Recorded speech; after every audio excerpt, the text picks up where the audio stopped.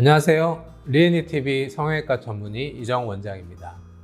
오늘은 코 시술 후에 코 성형 어떻게 해야 하는가에 대해서 말씀드리겠습니다. 코필러나 코에 실을 넣는 하이코, 미스코 시술을 받는 가장 큰 이유는 코 모양이 마음에 들지 않고 수술은 무섭기에 간편한 방법으로 시술을 찾으시다가 받으시게 됩니다. 일반적으로 코 수술 상담으로 오는 환자분들 중 대다수가 이런 시술 경험이 있으십니다. 하지만 이런 시술은 수술처럼 결과가 영구적이고 안정적이지 않기에 결국엔 수술 방법을 찾을 수밖에 없게 됩니다. 이러한 시술을 반복해서 받으시게 되면 수술을 하기 힘든 상태를 만들 수 있는데 왜 그럴까요? 보통 필러는 콧대에, 실은 콧대와 코끝, 비주에 넣게 되는데 실이 지탱하여 코끝을 세우는 효과를 주게 됩니다. 이런 시술을 받은 다음에 코 수술을 할 때는 필러는 필러로 녹이는 용액을 주사하고 하이코나 미스코 시술을 받았던 분들은 수술을 하면서 전에 했던 실을 제거하게 됩니다. 실은 보통 삽입하고 나서 인체 내에서 6개월 이후부터 점차적으로 분해되기 시작하는데 필러의 흡수 기간, 실의 녹는 기간은 임상 결과를 통해서 나온 평균적인 기간으로 사람에 따라서는 시술 시 들었던 설명보다 더 오랫동안 인체에 남아있는 경우도 매우 많습니다. 그래서 수술을 하려고 조직을 열었을 때 실이 녹아서 흐물흐물해져 있는 경우도 있지만 그 형태가 그대로 남아있는 경우도 많습니다. 그럴 때는 그 실을 제거하면서 수술을 진행해야 합니다.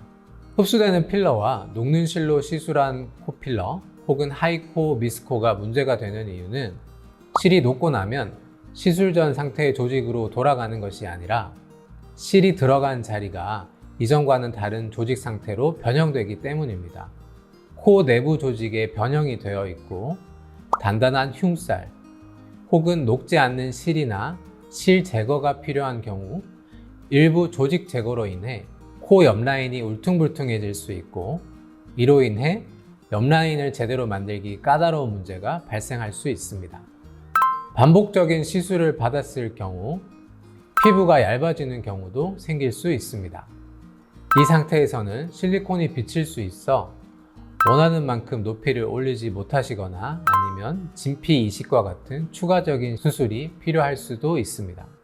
그래서 일부 병원에서는 하이코, 미스코 수술 후 하는 코 수술을 코 재수술로 보는 병원도 많습니다. 이러한 시술들은 코 수술 전에 어떤 모양이 나올지 궁금해서 시술을 받아보시는 분들이 많습니다. 하지만 시술 후의 모습과 수술 후의 모습이 어느 정도 비슷할 수는 있지만 똑같지는 않습니다. 시술로는 만들 수 없는 높이나 복코, 들창코 등 코 모양에 있어 교정의 한계가 있기 때문입니다. 시술로 수술 후의 모습을 예상하기보다는 수술을 잘 하는 병원에 가서 제대로 상담을 받아보시고 한 번에 진행하는 것이 더 나을 수가 있습니다.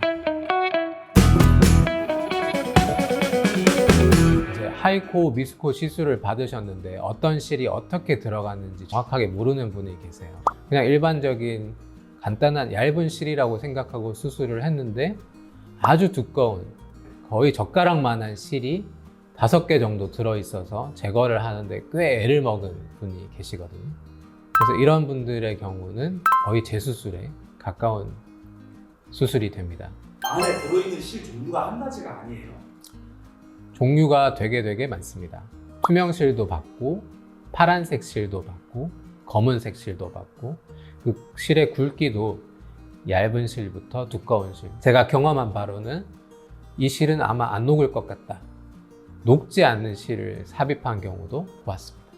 이제 필러나 이제 코에 넣는 하이코 시술은 심플하게 간단하게 하기에는 뭐 나쁘지 않은 수술 방법입니다.